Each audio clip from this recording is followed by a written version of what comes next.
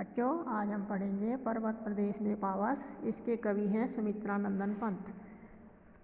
सुमित्रानंदन पंत, पहले हम उनके जीवन परिचय के बारे में पढ़ेंगे। छायावाद के प्रमुख कवि सुमित्रानंदन पंत का जन्म 20 मई 1900 को अल्मोड़ा जिले के कौसानी गांव में हुआ। उन्होंने 7 वर्ष की अल्पायु में ही काव्य सृजन आरंभ कर दिया था। उनकी कविताओं में प्रकृति प्रेम और रहस्यवाद की अनुभूति होती है। पंत जी प्रकृति प्रेमी कवि हैं। 1961 में इन्हें पद्म भूषण सम्मान प्राप्त हुआ था।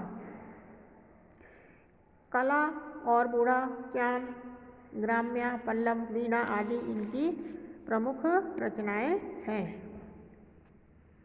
तो आज हम इनकी जो रचनाएं हैं उनके बारे में पढ़ेंगे। तो इस कविता का नाम है पर्वत प्रदेश में पावस। तो पहले क्या है, पहले हम पढ़ेंगे। देखो, पावस ऋतु थी पर्वत प्रदेश, पल पल प्रकृति परिवर्तित वेश। तो कवि क्या कह रहा है कि वर्षा ऋतु में पर्वत प्रदेश का सौंदर्य देखते ही बनता है। यहाँ प्रकृति पल पल अपना रूप बदलती दिखाई देती है। आगे देखो, मेखलाकार पर्वत अपार, अपने सहस्रदृग सुमन फाड़, अवलोक रहा है बार बार नीचे जल में निज महाकार, जिसके चरणों में पलाताल दर्पण सा फैला है विशाल। तो यहाँ पर कवि क्या कह रहा है, मेखलाकार क्या होते हैं, जो जैसे ऊपर नीचे, ऐसे ऊपर नीचे पहाड़ होते हैं ना, कहीं से ऊंचे कहीं से नीचे, तो उनको क्या कहते हैं, मेखलाकार। तो अवलोकना, बार बार अवलोक करना मतलब अवलोकन करना या देखना। ताल होता है तालाब, दर्पण होता है शीशा। तो कवि क्या कह रहा है कि मेखलाकार पर्वत अपार, अपने सहस दृग सुमन फाड़, अवलोक रहा है बार बार नीचे जल में निज महाकार, जिसके चरणों में पलाताल दर्पण सा फैला है विशाल।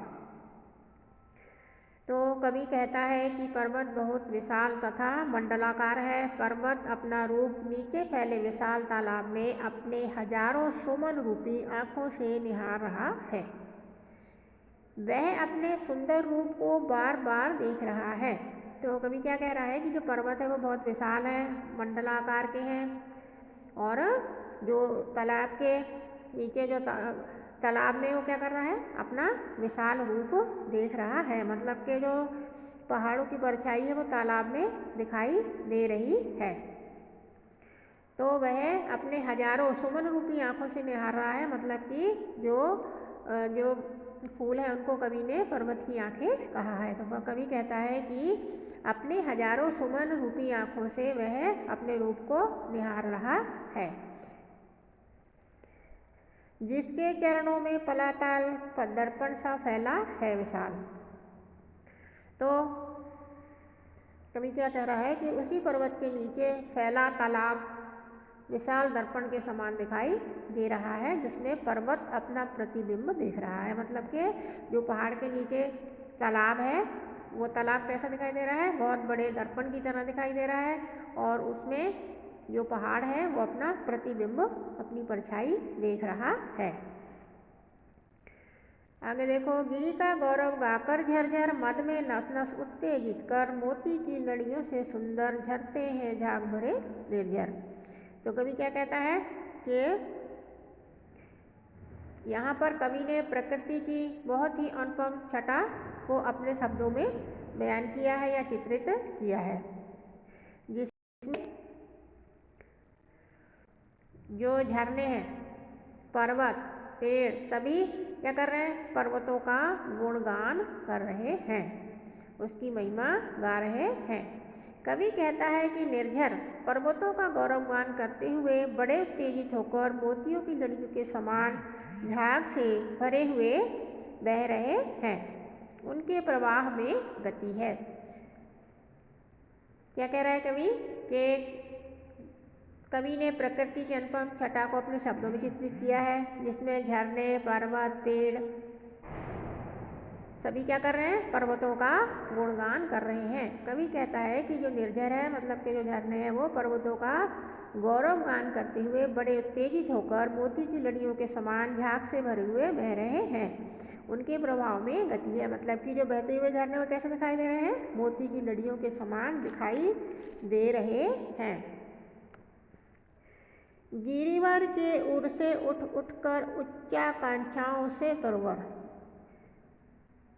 हैं, झांक रहे नीरव नभ पर अन्वेष अटल कुछ चिंता पर। गिरिवर, गिरिवर किसको कहा गया है, पहाड़ों को।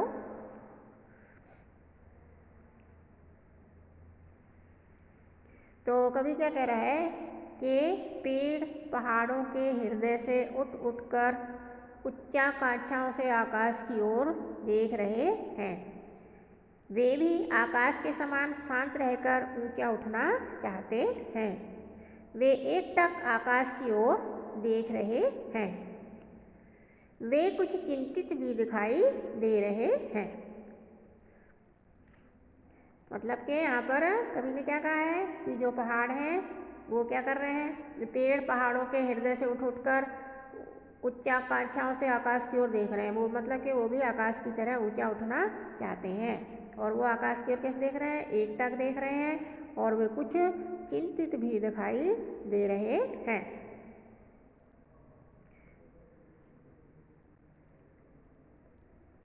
अब तीसरा पैरा देखो, उठ गया अचानक लोभ उधर, फड़का अपार पारद के पर, रव शेष रहे गए हैं निर्झर है, टूट पड़ा भू पर अंबर।